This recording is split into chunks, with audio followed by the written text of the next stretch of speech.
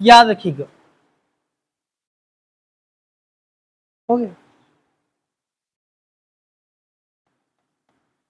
केंद्र सूची कहने का मतलब है कानून बनाने का अधिकार। कानून बनाने का अधिकार किसके पास होगा जी? केंद्र सरकार के पास। केंद्र सरकार के पास, ठीक है। और इनका जो प्रभाव होगा, प्रभाव क्या होगा जी? संपूर्ण देश में, ठीक है। और कानून कैसा होगा? समान।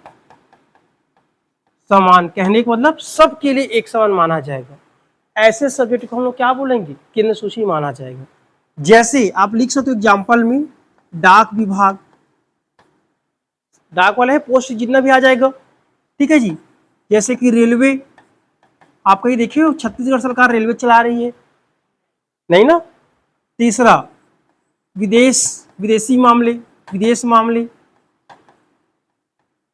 ठीक है जी। ऐसा देखो कि छत्तीसगढ़ कोई व्यक्ति जाके हैंडल कर रहा है, वो कौन करेगा? विदेश। और चौथा और एक लीजिएगा, ठीक है जी। डाक हो गए, रेलवे, विदेश मामले हो गए।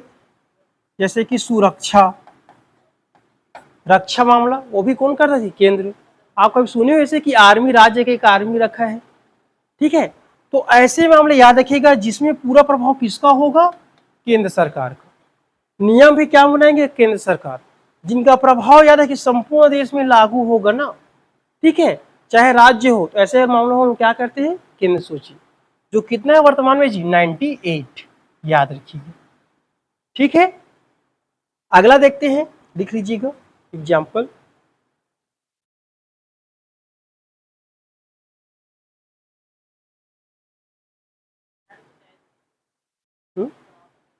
और लिख सकते हो, लिखना संचार लिख सकते हो,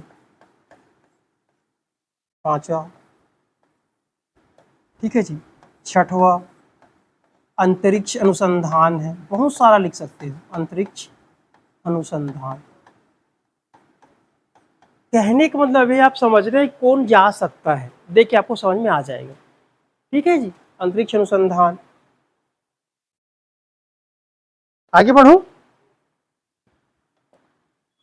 अब राज्य सूची जान लीजिएगा। तो राज्य सूची क्या है? ठीक है, तो कानून बनाने का अधिकार, कानून बनाने का अधिकार किसके पास होगा जी? राज्य सरकार।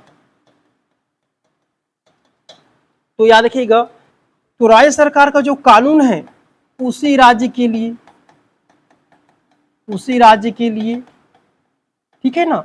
ऐसा नहीं हो एमपी वाले हमारे यहाँ लागू कर सकते हैं, सहमति हो तो लागू कर सकते हैं, लेकिन ये उसी राज्य के लिए लागू होगा। कहने का मतलब राज्य चेंज होगा, कानून भी चेंज हो जाएगा। कहने का मतलब क्या जी? राज्य की सीमा बदलने से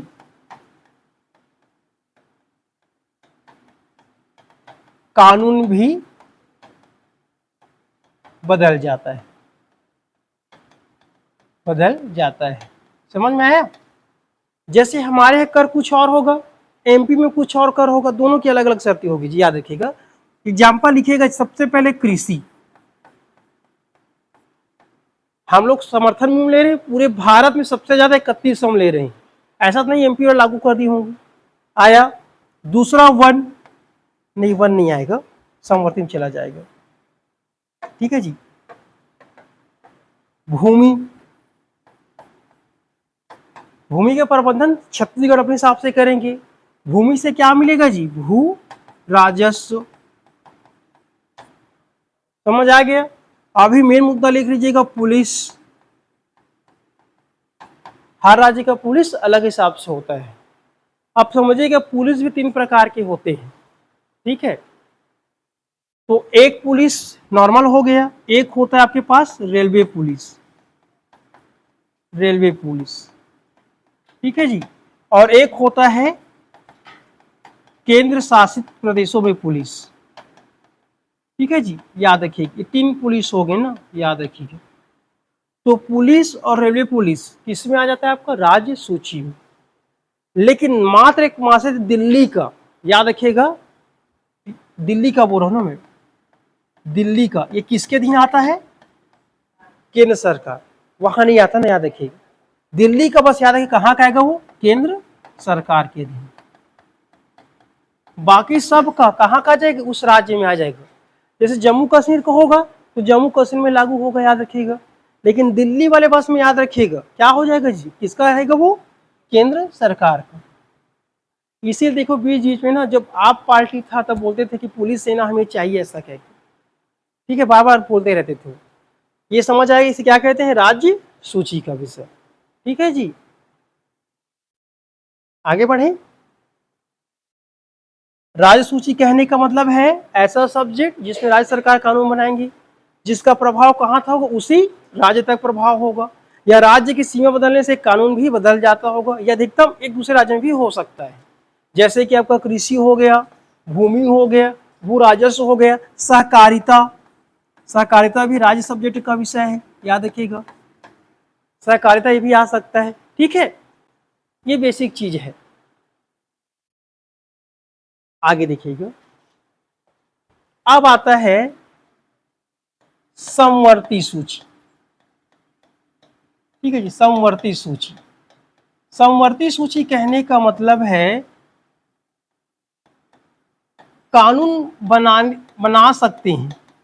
ठीक है जी, तो कानून जो बना सकते हैं, राज्य भी बना सकते हैं, और साथ में कौन बना सकते हैं जी? केंद्र सरकार। दोनों कानून बना सकते हैं। लेकिन यदि कानून बनाने में केंद्र एवं राज्य के मध्य क्या हो? टकराव हो तो, ठीक है, याद रखिएगा, उस स्थिति में किसका माना जाएगा जी? केंद्र सरकार का, केंद्र सरकार का। ठीक है, देखिए मैं क्या बोल रहा हूं, समवर्ती सूची में कानून दोनों बना सकते हैं, राज्य सरकार भी, केंद्र सरकार भी। लेकिन दोनों कानून बना रहे हैं, आपस दोनों में गतिरोध हो जाता है, उस स्थिति में केंद्र सरकार का माना जाता है। जैसे सबसे पहले लिख लीजिएगा वन। वन पहले राज्य का विषय था, बाद में से किस में ले गए? समवर्ती सूची में। ठीक है, वन्य जीव, वन हो गया, वन्य जीव हो गया। ठीक है, पर्यावरण संरक्षण, पर्यावरण संरक्षण। ठीक है, नाप तौल, वस्तु की जो नाप तौल, जो तराजू बाट होता है, वो सब किसमें है? समवर्ती सूची पे है। ठीक है, क्या बोल रहा हूं, वन हो गया, वन्य जीव हो गया, पर्यावरण संरक्षण हो गया, नाप तौल हो गया, स्वास्थ्य विभाग, हेल्थ वाला, ये सभी किसमें आता है? समवर्ती सूची। ठीक है जी, जैसे हमारे यहाँ अधिकतम 25 लाख तक फायदा मिलता है, केंद्र सरकार ने भी अपना लॉन्च कर दिया, 5 लाख दे रहे हैं, वो किसमें आता है? स्वास्थ्य वाले में आ जाता है। तो ऐसा सब्जेक्ट दोनों कानून बना सकते हैं अपने हिसाब से। समझिएगा, वन के बारे में कानून कौन बना दिया है? केंद्र सरकार ने बना दिया है। हो सकता है वो जो कानून बनाएंगे पूरे राज्य को देखते हुए बनाएंगे। हमारा छत्तीसगढ़ राज्य स्पेशल राज्य हो जाता है, चाहे तो संशोधन करके कुछ अलग से ला सकता है, वो किसमें आ जाता है? आपका समवर्ती सूची। ठीक है जी, याद रखिएगा। अब एकदम ज्यादा गतिरोध हो जाएगा तो क्या मानेंगे? केंद्र सरकार वाला ही लागू हो जाएगा, इसे कहते हैं समवर्ती सूची। तो इनकी अगर बात करें, वर्तमान में कितना है? 52। ठीक है, और पिछला वाला कितना था जी? राज्य सूची बताइए, 59। ठीक है, राज्य सूची में कितना था? 59, और ये वाला कितना है हमारे पास? 52। क्लियर हुआ? ये था साच। अब समझिएगा, एक ऐसा कानून है कि हम जानते हैं अनुसूची 7 क्या कहते हैं? विषयों का बंटवारा। अब अभी तो हम लोग रखे हैं, हो सकता है फ्यूचर में कौन सा विषय आ जाए उसके बारे में नहीं पता रहता है। उस स्थिति को याद है कि उसे हम लोग कहते हैं रेसिडुअल पावर, इसे कहते हैं अवशिष्ट शक्तियां। क्या कहेंगे? अवशिष्ट शक्तियां, हमेशा याद रखिएगा, अवशिष्ट शक्तियां। ठीक है, अवशिष्ट शक्तियां क्या है? जिसका उपबंध नहीं है, जिसका उपबंध, ठीक है जी, उसका उपबंध नहीं है और वर्तमान में जरूरत हो, क्या बोल रहा हूं, अवशिष्ट शक्तियां वह शक्तियां हैं जिसका संविधान में जिक्र ही नहीं किया गया हो और वर्तमान में उनकी जरूरत पड़ गई, ऐसी शक्ति क्या कहते हैं, अवशिष्ट शक्तियां। अवशिष्ट शक्तियां हमेशा किसके पास रहेगा जी, केंद्र सरकार, या क्या किसके पास रहेगा, संसद। अभी आया नेट वाला, किसी के पास माध्यम नहीं था, जैसे कि डीप फेक वाला आ गया है, तो कानून कौन बनाया है, केंद्र सरकार। समझ आ गया, एग्जाम्पल लिख सकते हो, साइबर अटैक, साइबर अटैक, ठीक है जी, याद रखिएगा। इसमें कानून कौन बनाया, सरकार, क्योंकि अवशिष्ट शक्तियां है। समझ आ गया, ऐसी शक्तियां जो हमारे जो 209 सब्जेक्ट है इसमें है ही नहीं, उनकी आवश्यकता आ पड़ी है, तो ऐसे पे कानून कौन बनाएगा, ऐसे में कानून कौन बनाएगा, हमेशा केंद्र सरकार, याद रखिए, ठीक है जी। इसे हम लोग क्या कहते हैं, अवशिष्ट शक्तियां, रेसिडुअल पावर के नाम से जाना जाता है, ठीक है। अगला देखते हैं, अनुसूची 8। तो अनुसूची 8 कहता है भाषा, याद रखिए, किसके बारे में है, भाषा, ठीक है जी। तो याद रखिएगा, वर्तमान में कितनी भाषा की संख्या है, वर्तमान में भाषा की संख्या 22, ठीक है। और भाषा किसमें अगर पूछेंगे, भाग 17, ठीक है। भाग 17 में बताया है अनुच्छेद 343 से लेकर 351, किसे भाग 17 में बताया है। तो भाग 17 में देखेंगे भाषा कैसे आता है, ठीक है जी, याद रखिएगा। वर्तमान में 22 भाषा है, किसको छोड़ के, इंग्लिश हमारा भाषा नहीं है, याद रखिएगा, ठीक है जी। हिंदी है, संस्कृत है, उर्दू है, मलयालम है, तेलुगु है, कन्नड़ है, ठीक है, बहुत सारा, याद रखिए। टोटल कितने जी, वर्तमान में 22, ठीक है, याद रखिएगा। तो कहाँ पर चर्चा किए गए हैं, भाग 17 पे, ठीक है। किसके अनुच्छेद 343 से लेकर 351,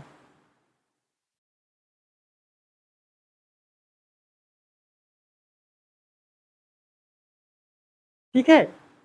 अगला देखते हैं, देखिए, तो जो अनुसूची 8 था, ये हमारा मूल संविधान में प्रावधान किया गया, यहां तक था।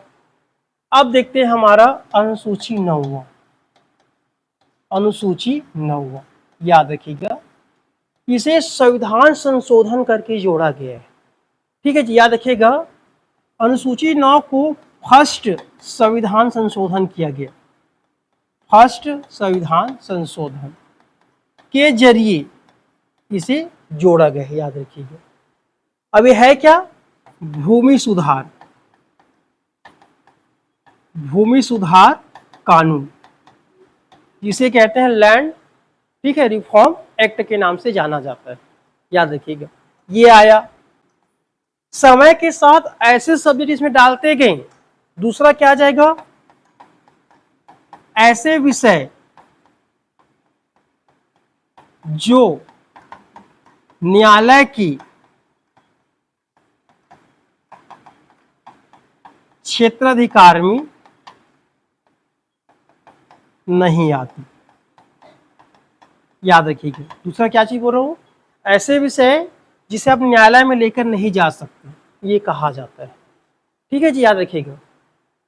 बीच में आप सुने थे छत्तीसगढ़ में डिमांड चल रहा था कि जो आरक्षण मुद्दा था 9वीं अनुसूची में डाला जाए, और हमारे भूतपूर्व मुख्यमंत्री बघेल जी के द्वारा प्राइम मिनिस्टर को लेटर भेजा गया था, किसमें डाले, अनुसूची 9 में, क्योंकि ये अनुसूची 9 में चला जाता है, कोर्ट का पावर नहीं रहता वहां, लेकिन यहां पर याद रखिएगा 2007 में संशोधन किया, ठीक है, और निर्णय आया कोर्ट का, याद रखिएगा, बोला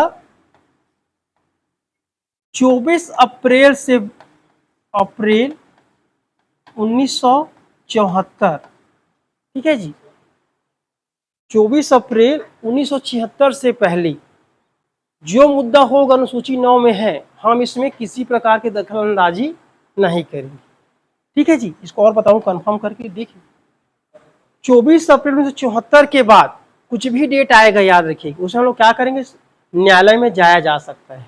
आधार क्या बनेगा? वो संविधान का उल्लंघन करता हो या हमारी जो मूलभूत ढांचा है, याद रखिएगा, आधार क्या बनेगा जी? मूलभूत ढांचा, मूलभूत ढांचा का उल्लंघन करता हो, उल्लंघन। ऐसा मामला कहां जा सकता है? सुप्रीम कोर्ट जा सकता है। किसमें? अनुसूची 9 में।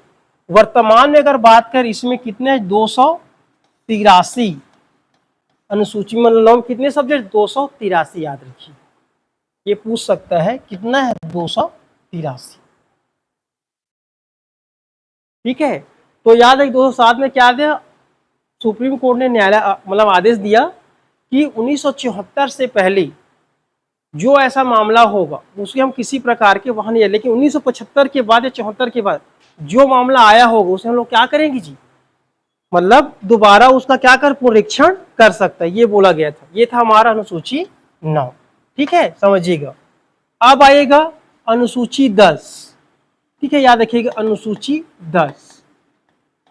अब सरकार उस समय कैसा था? तो अनुसूची 10 का सब्जेक्ट है दल बदल कानून। याद रखिएगा जी, उस समय क्या होता था? कोई भी प्राइम मिनिस्टर बनने के लिए या पैसा के चक्कर में आसानी से लोग पार्टी चेंज करते थे और सरकार क्या होता थी? चेंज हो जाता था। कहने का मतलब सरकार हमारा कैसा हो गया था? अस्थिर हो गया था। आए दिन देखिए हो गया, अस्थिर हो गया था। इसे रोकने के लिए क्या लाया गया? दल बदल कानून लाया गया था। तो याद रखिएगा, ये तो हमारे संविधान में था ही नहीं, तो क्या करना पड़ेगा? बहुत बड़ा संशोधन करना पड़ा। तो ये हमारे संविधान में आया 52वीं संविधान संशोधन, 52वें संविधान संशोधन 1985 के जरिए ये आया है, याद रखिएगा, जिसमें कई प्रकार के प्रतिबंध लगा दिए हैं। यदि कोई व्यक्ति निर्वाचन जीत के आता है किसी पार्टी से और दूसरे पार्टी ज्वाइन करता है, उनकी सदस्यता समाप्त की जा सकती है। कोई निर्दलीय बन के आया है और चुनाव जीतने में पार्टी ज्वाइन करता है, उनकी सदस्यता समाप्त हो जाएगी। ठीक है जी, इसे कई प्रकार के प्रावधान थे, उसे बाद में देखेंगे। अभी जानिएगा अनुसूची 10 क्या कहता है दल बदल कानून के बारे में। याद रखिए, जो चर्चा कहाँ की है? 52वें संविधान संशोधन 1985। मोस्ट टाइम पे इस समय जो प्राइम मिनिस्टर कौन थे? राजीव गांधी। ये याद रखिए, कौन था जी? पीएम, बस याद रख लीजिएगा, पूछते हैं, पीएम राजीव गांधी। ठीक है, याद रखिएगा। हाँ, नहीं, वो भी दर बदल लग जाएगा जी, सीमा देखा जाता है। देखिएगा, उन्हें कम से कम 2/3, देखिएगा ये क्या कहता है, पहले ऐसा था कि 1/3 लोग अगर दल बदल एक साथ करेंगे उसके ऊपर नहीं लगेगा। इसे संशोधन किया, अब बोल दिया है किसी पार्टी से अगर टूटता है और 2/3 अलग हो मतलब मिलेगा तभी जाके वैध रहेगा। ठीक है, अब 2/3 हो गया वर्तमान में, याद रखिएगा, बहुत बड़ा संख्या है। 100 में 75 लोग जाएंगे तब उसके ऊपर नहीं लगेगा। पहले क्या था? 33 लोग जाते थे तो मन नहीं लगता था, अब उस चेंज किया गया है। याद रखिए कितना हो गया है? 2% जाना चाहिए। और कई छूट भी दिया गया है। याद रखिएगा, दल बदल कानून हमेशा जीते हुए प्रत्याशी पे लगता है। नोट करके लिख लीजिएगा, किसके पे जी? जीते हुए प्रत्याशी पर। जीते हुए प्रत्याशी, याद रखिएगा, हारे हुए प्रत्याशी पर कभी नहीं लगता। किस पे लगेगा जी? जीते हुए प्रत्याशी, हमेशा याद रखिएगा। और इसी कई अपवाद है, जैसे अगर हमारा अगर दही टूट जाए उसमें नहीं लगता। ठीक है, याद रखिएगा। देखेंगे क्या होता है बाद में जब टॉपिक आएगा वो वाली दल बदल कानून। ये जानिएगा, अनुसूची 10 में आया है क्या टॉपिक है हमारा? दल बदल कानून। कब आया? 52वें संविधान संशोधन। 9वां कब आया? पहला संविधान संशोधन 1991। याद रखिए, ये कब आया है? 52वें संविधान संशोधन 1985। याद रखिएगा, दूसरे प्रधानमंत्री कौन थे? राजीव गांधी। लाने का उद्देश्य क्या था जी? सरकार जो अस्थिर था उन्हें स्थिर करना चाह रहा था, बस। ठीक है, अगला समझिएगा, मोस्ट एमपी है, अभी ये पूछे गई अनुसूची 11। ठीक है जी, अनुसूची 11 है, ये बताता है ग्राम, ग्राम मत लिखो, पंचायतों के कार्य।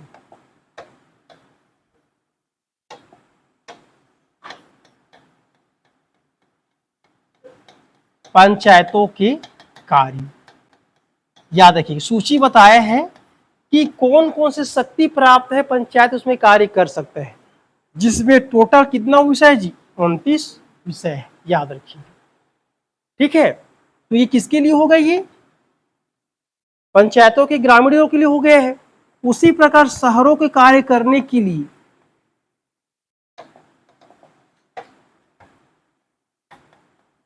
अनुसूची 12 किसके लिए आ जाएगा, नगरीय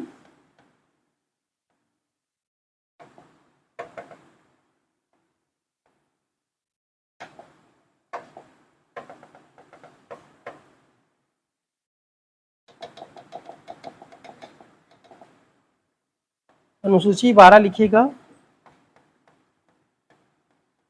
नगरीय, ठीक है जी,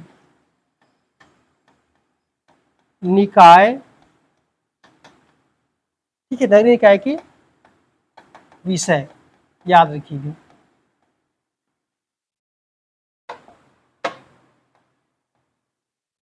विषय है, ठीक है, लिख लीजिएगा। 18 ठोक है, याद रखिए 18, कितना है 18।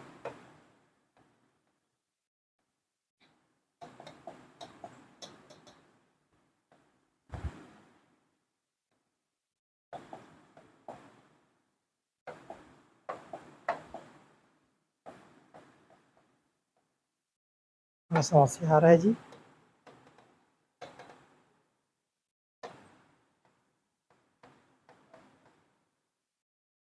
मैं पेज देख रहा हूँ, देखिए 18 डाल दीजिएगा, ठीक है। तो अनुसूची 12 क्या कहता है, ये हो गया। अब समझिएगा, तो हम 1 से लेकर 12 तक क्या देखिए, अनुसूची, ये भी बड़ा समस्या है जी।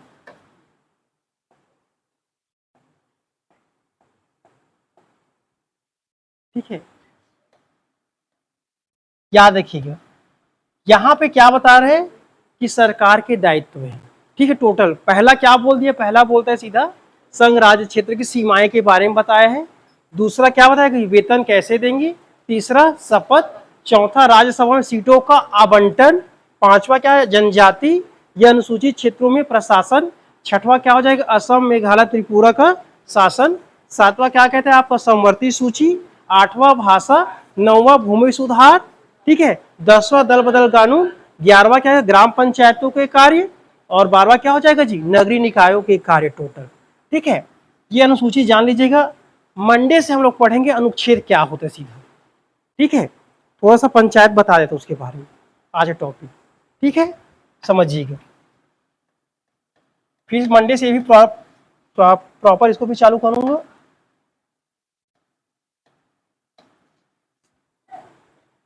पेन दो तो भाई दूसरे वाला कुछ, ये ना हैंग हो रहा है भैया मेरे सर में। देखिए जी, पंचायत अब थोड़ा समझिएगा, रिवाइज थोड़ा करा देता हूँ, ठीक है। तो इसके लिए कौन सा संशोधन किए, 73वें संविधान संशोधन, लिखिएगा ना जी। ये कब हुआ, याद रखिएगा, 1992। इसके प्रभाव क्या हुआ, इसके तहत हमें संविधान में क्या देखने को मिला, भाग 9 मिला। साथ में कुछ अनुच्छेद में, साथ में अनुच्छेद में क्या मिला जी, 243 243 से लेकर 243 ओ तक टोटल याद रखिए कितना है, 15 अनुच्छेद देखने को मिला। साथ में ही पंचायतों को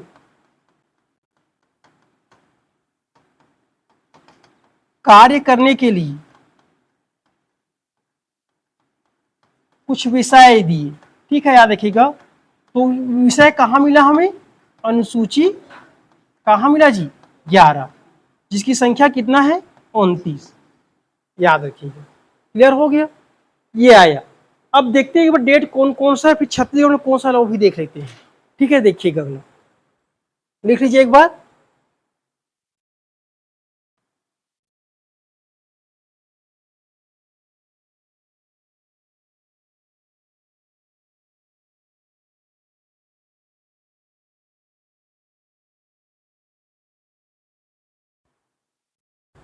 बढ़ू आगे, ध्यान दीजिए जी। डेट आता है एक 22 दिसंबर 1992। कहां से पारित होगा? लोकसभा से। ठीक है। फिर डेट आता है 23 दिसंबर 1992। कहां से जी? राज्यसभा, राज्यसभा से। ठीक है। तीसरा 20 जनवरी ये अप्रैल, हाँ, तो याद रखो जो पढ़ लिए। ठीक है। 20 अप्रैल, ठीक है, 1992 की 93, याद रखिएगा। राष्ट्रपति की मंजूरी या हस्ताक्षर, क्या मिल गया जी हमारे पास? मंजूरी। ठीक है, क्या मिल गया? मंजूरी। लेकिन याद रखिएगा, अधिसूचना जारी हुआ 24 अप्रैल 1993। क्या लागू हुआ? अधिसूचना। अब याद रखिएगा, जिस दिन अधिसूचना जारी हो गई, अधिसूचना जारी, ठीक है, तो 24 अप्रैल को क्या हुआ? अधिसूचना जारी, और यहीं से पंचायती राज लागू, पंचायती राज लागू। तो याद रखिएगा, हम लोग 24 अप्रैल को हमेशा पंचायती राज दिवस के तौर पर मनाते हैं। ठीक है, याद रखिएगा। ठीक है, किसे मनाते जी? पंचायती राज दिवस। अब प्रश्न पूछेंगे, इसमें कुछ प्रावधान था, जैसे कल बताया अनुच्छेद पूरा पढ़ लिए, 243 बेसिक परिभाषा कहता है, वो भी थोड़ा रिवाइज करा देता हूँ। ठीक है।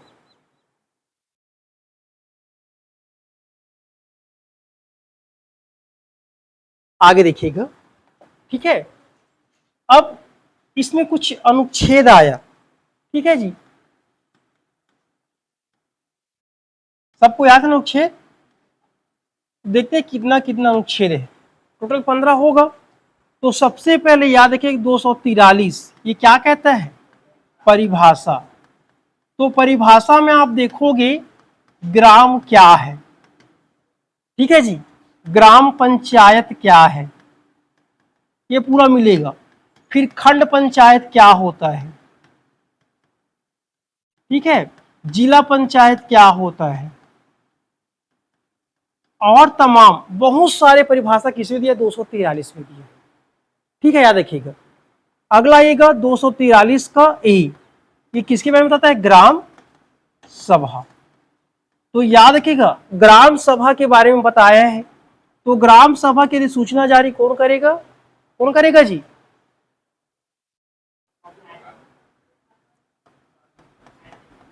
हमेशा कौन जारी करेंगे? राज्यपाल। ठीक है। लेकिन ग्राम सभा को शक्ति कौन देगा, ये बताइए।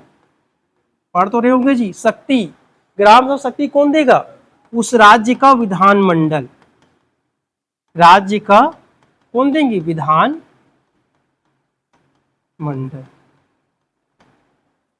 ठीक है, तो याद रखिएगा। क्लियर हो गया? अब आइए 243 का बी। ठीक है जी, याद रखिएगा। कहने का मतलब है ग्राम सभा तो वहां के लोगों से मिलकर बन जाएगा, लेकिन ग्राम हो गया या ग्राम पंचायत, उनके लिए सूचना जारी कौन करते हैं? राज्यपाल। और वहां की ऐसे लोग जो वयस्क हो चुके हैं, जिनका निर्वाचन नामावली में नाम है, सभी किसके मेंबर बन जाएंगे? ग्राम सभा के मेंबर बन जाते हैं। 243 का भी ये कहता है पंचायतों का, पंचायतों का गठन, याद रख लीजिएगा। तो पंचायतों का गठन करेंगे, तो इसमें एक उपबंध है, नोट लिख लीजिएगा। नोट क्या कहता है? ऐसे राज्य, ठीक है जी, ऐसे राज्य जिनकी जनसंख्या कितनी होनी चाहिए?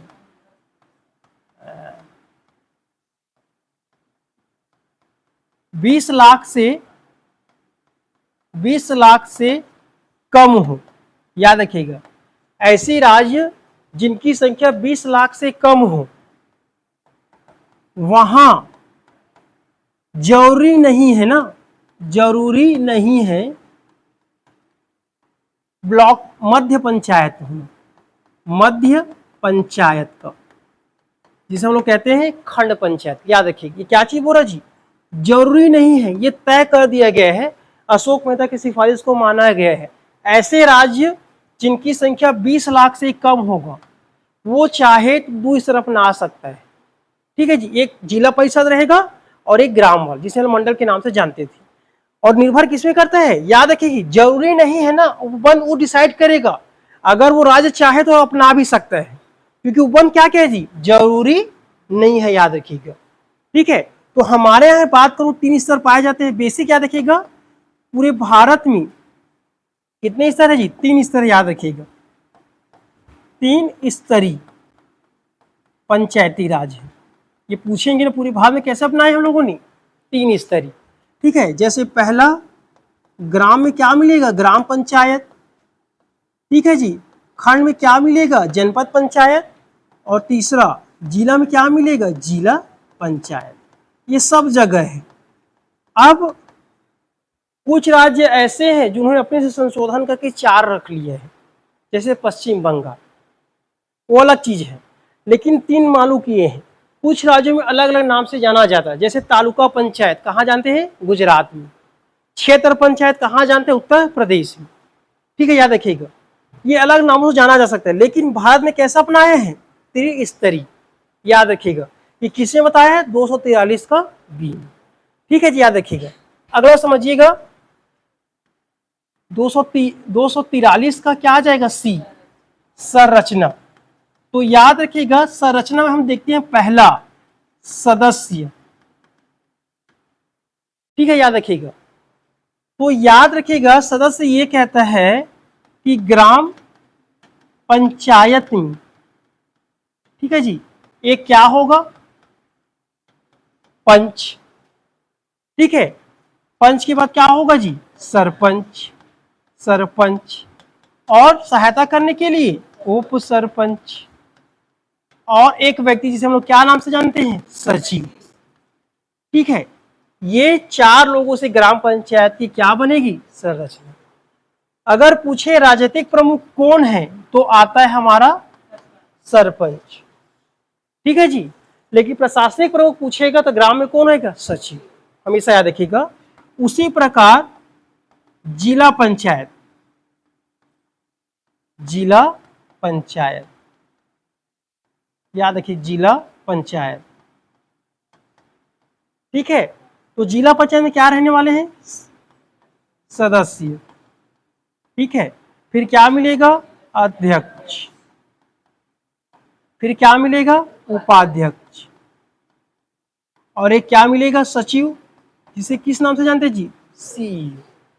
ठीक है, मुख्य कार्यपालन अधिकारी, चीफ एग्जीक्यूटिव ऑफिसर। तो याद रखिएगा सदस्य, अध्यक्ष, उपाध्यक्ष। उपाध्यक्ष क्या होगा, सॉरी अध्यक्ष को हम लोग क्या बोलेंगे, राजनैतिक प्रमुख। यहां पे क्या बन, राजनीतिक प्रमुख कौन हो जाएगा, अध्यक्ष। जबकि सीईओ क्या हो जाएगा जी, प्रशासनिक प्रमुख, याद रखिएगा। ठीक है, तीसरा आ जाएगा सेम जनपद पंचायत का भी यही संरचना मिलेगा, जनपद पंचायत। अंतर याद रखिएगा सीईओ बस में। ठीक है, जिला पंचायत का जो सीईओ होगा वो फर्स्ट क्लास अधिकारी होगा, हमेशा याद रखिएगा, आईएएस रैंक के रहेंगे। ठीक है, और जो सीईओ होगा जनपद में वो हमेशा कौन सा है, सेकेंड क्लास का, ये याद रखिएगा बस। जिला में कौन रहेंगे, फर्स्ट क्लास का, जो आईएएस लेवल से आते हैं, और जो राज्य में होगा वो पीएससी से क्वालिफाई करके आते हैं। ठीक है, ये रहते हैं। ठीक है जी, संरचना। अब याद रखिएगा इसी में ये बोल दिया गया है कि सभी स्तर पर जो सदस्य है उनका निर्वाचन प्रत्यक्ष हो। निर्वाचन क्या होगा जी, अगला समझिएगा, प्रत्यक्ष निर्वाचन। प्रत्यक्ष निर्वाचन, ठीक है, याद रखिएगा। तो सभी स्तर पे जितने भी सदस्य हैं ना, चाहे जिस नाम से जानो आप, ठीक है जी, सभी सदस्य क्या हो जाएगा, प्रत्यक्ष निर्वाचन, चाहे पंचायत को हो, चाहे जनपद को हो, चाहे आपका जिला को हो। अब ऑप्शन दिए हैं हमेशा अध्यक्ष और उपाध्यक्ष। हमारे यहाँ ना याद रखिएगा ये कैसा चुना जा रहा है, अप्रत्यक्ष तरीके से। और इसका चयन कौन करेंगे जी? चुने हुए प्रत्याशी के द्वारा। ठीक है, याद रखिएगा। अब एक बात याद रखिएगा, और ग्राम पंचायत में किसी भी प्रकार का पदेन सदस्य नहीं होगा, पदेन सदस्य नहीं होता। ठीक है जी, याद रखिए ग्राम पंचायत में कभी भी पदेन सदस्य नहीं होंगे ना। लेकिन जनपद पंचायत में पदेन सदस्य होते हैं दो लोग। एक को हम लोग क्या कहते हैं? विधायक। एक को हम लोग क्या बोलेंगे जी? विधायक। हमेशा याद रखिएगा। अब विधायक का क्षेत्र कैसा होना चाहिए? 50% से ज्यादा ग्रामीण आबादी, 50% से ज्यादा ग्रामीण क्षेत्र होना चाहिए, तब जाके उसका मेंबर बन जाएगा। ठीक है, समझ आया? याद रखिएगा क्या बोलना चाह रहा हूं। 50% से ज्यादा ग्रामीण क्षेत्र रहना चाहिए। ठीक है, वो बनेगा। और दूसरा 1/5 सरपंच, 1/5 सरपंच, याद रखिएगा, 1 वर्ष के लिए, 1 वर्ष के लिए। ये मानिएगा। कैसे होगा आगे डिटेल देखेंगे अभी। ठीक है, यहां देखिएगा, यहां 4 लोग। ठीक है जी, यहां कितने लोग आ जाएंगे? 4 लोग। पहला विधायक, पहला आएगा विधायक। ठीक है, दूसरा क्या आ जाएगा? लोकसभा सदस्य। ठीक है जी, तीसरा क्या आ जाएगा? राज्यसभा सदस्य। ये क्लियर हुआ? सबका कंडीशन एक याद रखिएगा, सबका ग्रामीण क्षेत्र होना चाहिए 50% से ज्यादा। और राज्यसभा के मामले में उनका जो नाम है किसी ग्राम में आना चाहिए। ठीक है, बलौदाबाजार में एक भी राज्यसभा का नाम नहीं है, क्योंकि 2 लोग कहां से थे? बाहर से है। ठीक है, चौथा रहता है जिसे हम लोग कहते हैं जनपद पंचायत, लिखिएगा जनपद पंचायत अध्यक्ष। ठीक है, ये लोग हमेशा क्या है? पदेन सदस्य रहता है। तो याद रखिएगा, ग्राम में हमें पदेन सदस्य नहीं मिलने वाला, लेकिन जनपद में 2 लोग मिलेंगे, विधायक, और आपको कौन मिलेगा जी? सरपंच। उसी प्रकार जिला पंचायत में 2 लोग, 4 लोग रहेंगे, विधायक, दूसरा क्या आ जाएगा मेरे पास? लोकसभा, तीसरा राज्यसभा, और चौथा कौन आ जाएगा जी? जनपद पंचायत के अध्यक्ष। याद रखिएगा, जनपद अध्यक्ष ये आते हैं, याद रखिएगा। ठीक है, ये सब किससे बताया है? संरचना में बताया, इसे हमारा संरचना बन जाता है। अगला समझिएगा भैया, टाइम हो गया बताइएगा ना। 243 का डी लास्ट बता देता हूं, आरक्षण। आरक्षण समझ लीजिए। ठीक है, आरक्षण ये कहता है हमारे है ना, तो जनसंख्या के हिसाब से दिया जाएगा। किसके हिसाब से जी? जनसंख्या के अनुसार। याद रखिए, जनसंख्या के अनुसार दिया जाएगा। तो याद रखिएगा, मूल संविधान में हमारे तरफ जो यह प्रावधान था, तो उसे 2 लोगों को दिया गया है। एक है हमारे पास एससी जनसंख्या, और एक है एसटी। समझ में आया? तो वर्तमान में एससी को कितना मिल रहा है? 12%। ठीक है जी, और एसटी कितना मिल रहा है? 30%। याद रखिए, जनसंख्या के हिसाब से दे रहे हैं। लेकिन हमारे छत्तीसगढ़ के विधानमंडल ने संशोधन किया, और यहां पर ओबीसी को भी दिया जा रहा है। याद रखिएगा। तो याद रखिए कब? जनवरी, ठीक है, चल नहीं रहा जी, जनवरी 2025 के द्वारा अब ओबीसी को भी क्या? जनसंख्या के हिसाब से आरक्षण देगा। पहले ऐसा नहीं था। पहले क्या बोलता था? यदि एससी एसटी को मिलाकर यदि कुल आरक्षण 50% से कम है, ओबीसी को आप 25% आरक्षण दे दीजिए। लेकिन अब क्या कर दिया है? यदि मान जाए एसटी एसओ के मिलाकर आरक्षण 50 से ज्यादा हो जाएगा, हम ओबीसी को नहीं देंगे। अब क्या बोल, वर्तमान में एससी एसटी को मिलाकर यदि 50% से कम आरक्षण है, तो हम किसको आरक्षण देंगे? ओबीसी को। किसके हिसाब? जनसंख्या के हिसाब से लेकिन कुल आरक्षण, याद रखिए कुल आरक्षण, ठीक है जी, आरक्षण 50 से ज्यादा नहीं होना चाहिए। 50 से, बड़ा समस्या है जी।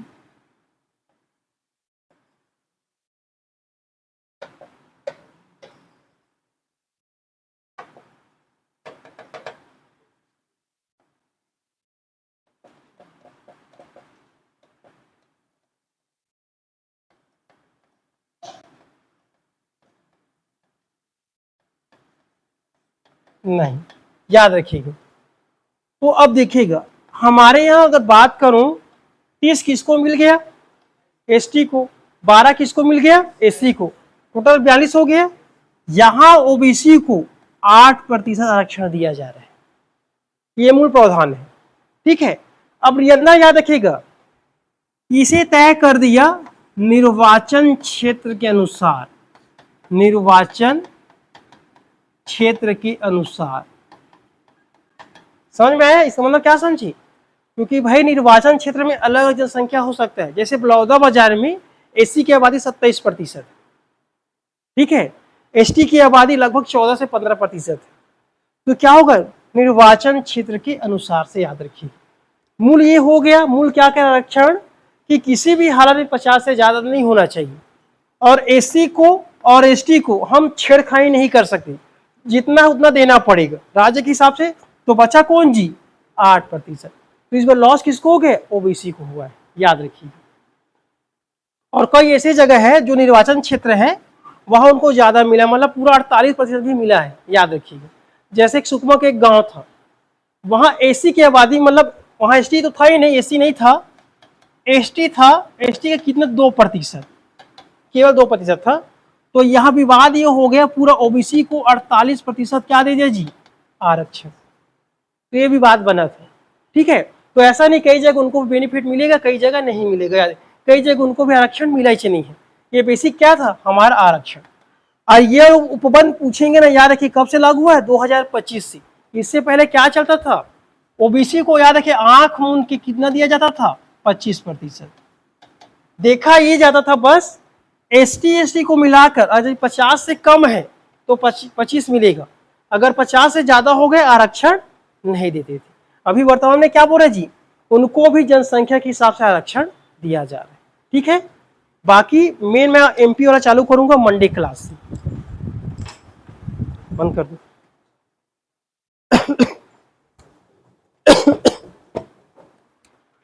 बंद कर दो।